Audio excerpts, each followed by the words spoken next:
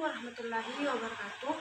Perkenalkan, nama saya Astriana Putri dengan NIM H04203005.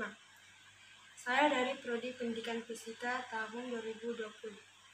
Baiklah, di video kali ini saya akan menjelaskan materi-materi dari pendidikan Pancasila dari pertemuan pertama sampai pertemuan terakhir. Baiklah, untuk mempersingkat waktu, saya akan menjelaskan materi pertama, yaitu materi dari ideologi. Membahas tentang ideologi, secara definisi, ideologi berkembang menjadi suatu paham mengenai seperangkat nilai atau pemikiran yang dipegang oleh seseorang atau sekelompok untuk menjadi pegangan hidup. Dan ada 3 sifat dari ideologi tersebut. Pertama itu dimensi realitas, kedua dimensi idealisme, yang ketiga itu dimensi fleksibilitas.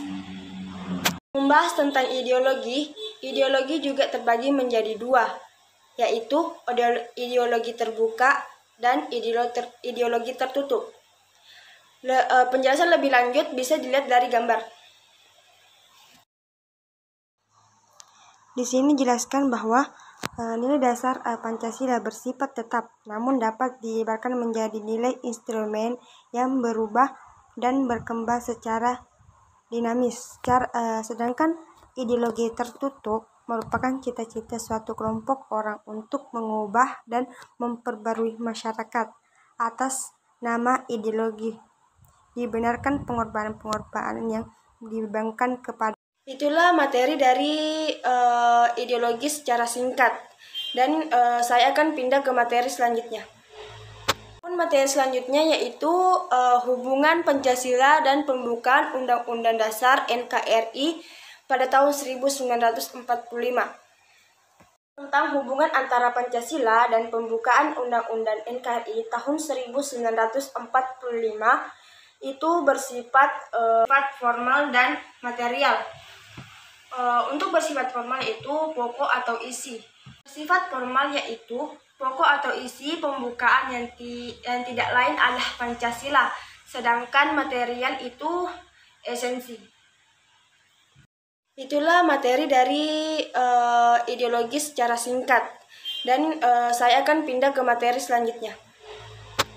Materi selanjutnya yaitu hubungan Pancasila dan pembukaan Undang-Undang Dasar NKRI pada tahun 1945. Tentang hubungan antara Pancasila dan pembukaan Undang-Undang NKRI tahun 1945 itu bersifat formal. Itu bersifat formal dan material. Untuk bersifat formal itu pokok atau isi. Bersifat formal yaitu pokok atau isi pembukaan yang tidak lain adalah Pancasila, sedangkan material itu esensi. Implementasi Pancasila dalam kebijakan negara. Ada politik, ekonomi, sosial, budaya, pertahanan, dan keamanan. Itu tadi penjelasan secara singkat materi dari hubungan Pancasila dan Undang-Undang Dasar Negara NKRI tahun 1945. Saya akan lanjut pada materi selanjutnya, yaitu materi Pancasila sebagai etika politik. Untuk membahas lebih lanjut, saya di sini akan menjelaskan bahwa norma dibagi menjadi 4 bagian. Pertama itu norma agama, norma kesusilaan, norma hukum, dan norma kesopanan. Selanjutnya, saya akan menjelaskan sedikit apa itu nilai dasar atau sering disebut nilai abstrak. Nilai abstrak yaitu tidak dapat diamati, nilai yang berkaitan dengan tingkah laku segala kehidupan manusia yang bersifat nyata. Tadi materi singkat dari materi yang saya jelaskan. Saya akan lanjut pada materi selanjutnya, yaitu implementasi sila pertama dalam rangka kehidupan berbangsa. Untuk mengetahui lebih lanjut penjelasan saya bisa dilihat dari gambar tersebut. Di sini dijelaskan bahwa ketuhanan Yang Maha Esa. Sila ini menghendaki setiap warga negara untuk menjunjung tinggi agama dan kepercayaan terhadap Tuhan Yang Maha Esa. Kedua, mempunyai keyakinan akan Tuhan yang menciptakan manusia dan dunia serta isinya. Dan yang ketiga, diwujudkan dengan memeluk agama serta kepercayaan kepada Tuhan Yang Maha Esa. Untuk materi selanjutnya, yaitu implementasi sila kedua dalam rangka kehidupan bangsa. Di sini dijelaskan bahwa menjunjung tinggi nilai kemanusiaan, berani membela kebenaran dan keadilan, gemar melakukan kegiatan kemanusiaan atau donor darah, menyantuni anak yatim. Dan yang keempat, tidak semena-mena terhadap orang lain. Dan terakhir, sesama manusia punya rasa memiliki. Inilah materi singkat dari materi sila kedua. Untuk membahas materi selanjutnya, ada materi dari implementasi sila ketiga dalam rangka kehidupan bangsa. Pada materi sila ketiga dijelaskan bahwa ada 3.